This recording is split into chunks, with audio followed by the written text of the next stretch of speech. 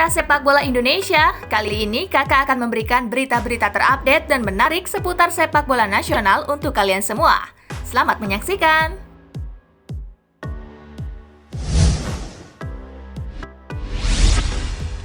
Karena sosok ini, PSS Sleman belum susun uji coba. Sepekan lebih PSS Sleman menggelar latihan rutin jelang berlanjutnya Liga 1 2020. Hanya saja belum ada agenda uji coba pasti yang dirancang tim Super Elang Jawa. Belum kembalinya pelatih kepala Dejan Antonik jadi faktor utama PSS belum berniat menggelar latihan tanding. Dejan sendiri masih berada di Hong Kong karena masih terkendala visa untuk kembali ke Indonesia. Sejauh ini program latihan dijalankan para asisten pelatih Danang Suryadi. Meski demikian, semua program berasal dari kendali dan rancangan pelatih kepala.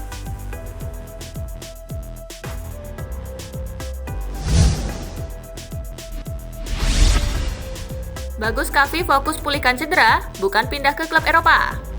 Amiruddin Bagus Kavi Al-Fikri tengah dalam sengketa antara gabung klub Eropa atau tetap di Barito Putra.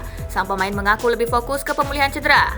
Barito Putra dikabarkan tak rela melepas salah satu pemain bintang beliannya itu.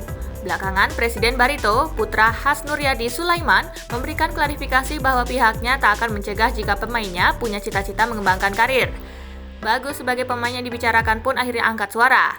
Saudara kembar Bagas Kava itu mengaku tak pernah dihalang-halangi oleh Barito Putra. Namun pindah ke luar negeri bukan fokus utamanya saat ini.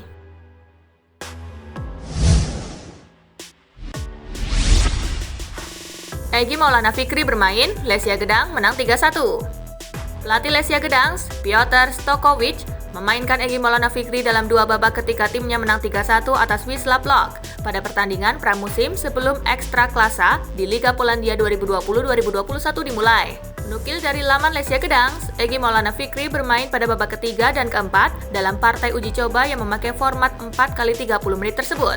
Stokovic menyusun komposisi pemain yang sama pada babak pertama dan kedua, namun merotasi skuadnya pada babak ketiga dan keempat. Egy mendapatkan kesempatan bertanding pada 60 menit akhir pertandingan.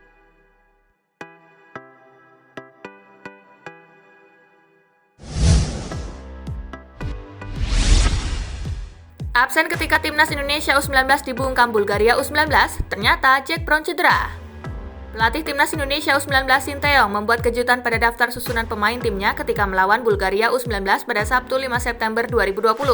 Selain mencadangkan nama-nama seperti Beckham Putra, arsitek asal Korea Selatan ini juga tidak mengikut sertakan Jack Brown. Jack Brown bahkan tidak masuk ke dalam pemain yang dipersiapkan Sinteyong untuk menghadapi pertandingan pertama di turnamen internasional U19 Friendly 2020 tersebut. Usut punya usut, gelandang berusia 18 tahun ini bukan kalah bersaing dengan pemain lain.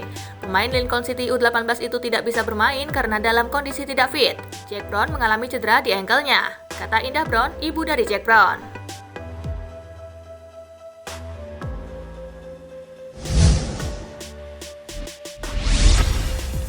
Timnas Indonesia U19 kalah, ini kata pelatih Persipura U20.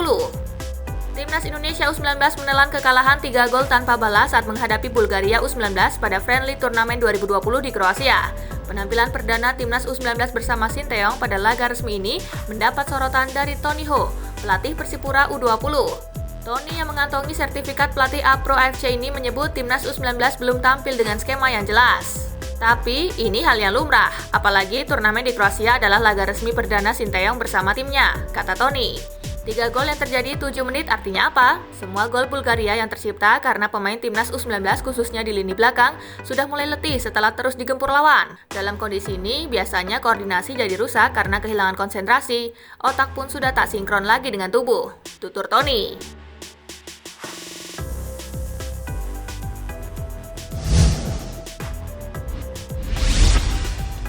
Bek Timnas Indonesia U19 akui hilang fokus saat lawan Bulgaria.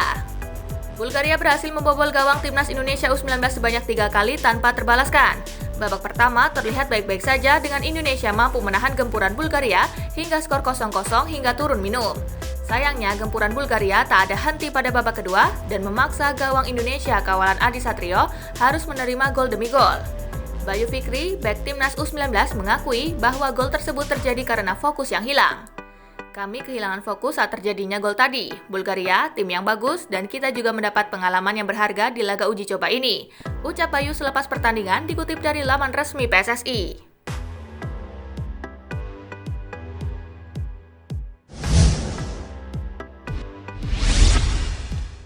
Kroasia U19 menang lagi dan belum terkalahkan.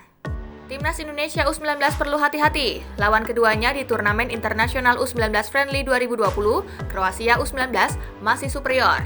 Kroasia U19 berhasil menyapu bersih 2 pertandingan di Internasional U19 Friendly 2020. Armada Josip Simunik itu mengalahkan Bulgaria U19 3-2 pada partai pertama 2 September 2020. Giliran Arab Saudi yang menjadi korban Kroasia U19, Carlos Ziger dan kawan-kawan berhasil meraih kemenangan 4-3 Sabtu 5 September 2020. Terdekat, Kroasia U19 akan meladeni perlawanan Timnas Indonesia U19 pada partai terakhirnya di Internasional U19 Friendly 2020. Pertandingan tersebut bakal berlangsung pada Selasa 8 September 2020.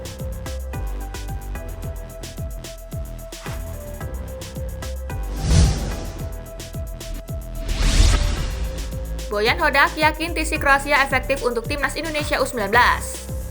Pelatih PSM Makassar asal Kroasia, Bojan Hodak, menilai Timnas Indonesia U19 telah memilih negara yang tepat sebagai tempat melakukan pemusatan latihan. Sebagaimana diketahui, Timnas Indonesia U19 kini tengah berada di Kroasia.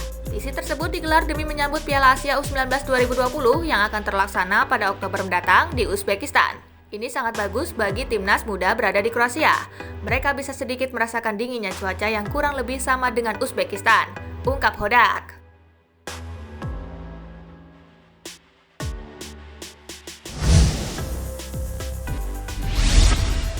Tunggu kepastian, Kamboja U19 turunkan intensitas TC. Chan Mitona menyatakan latihan Kamboja U19 hanya dilakukan 1 hari setiap minggunya. Pagelaran Piala Asia U19 2020 yang kemungkinan diundur ke tahun depan membuat pelatih Kamboja U19 Koji Kyotoku menurunkan intensitas pemusatan latihan tahap kedua pada pekan ini. Situasi tidak menentu ini memaksa Kyotoku menurunkan intensitas TC tahap kedua sambil menunggu perkembangan. Kyotoku telah mengumumkan 32 nama untuk mengikuti TC dan nantinya hanya dipilih 23 pemain. Latihan junior hanya dilakukan 1 kali dalam 1 minggu. Latihan di lapangan cuma berlangsung hari Selasa. TC ini akan memilih beberapa pemain untuk tahap ketiga. Nantinya ada 23 pemain yang dipilih. Ucap juru bicara Federasi Sepak Bola Kamboja, Chan Mitona, diwartakan laman Sabai.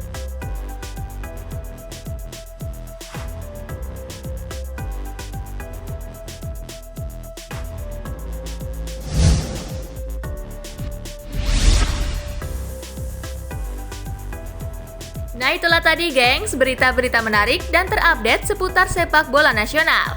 Simak terus ya berita-berita menarik lainnya dari Spasi Football Indonesia. Sampai jumpa di pembahasan selanjutnya.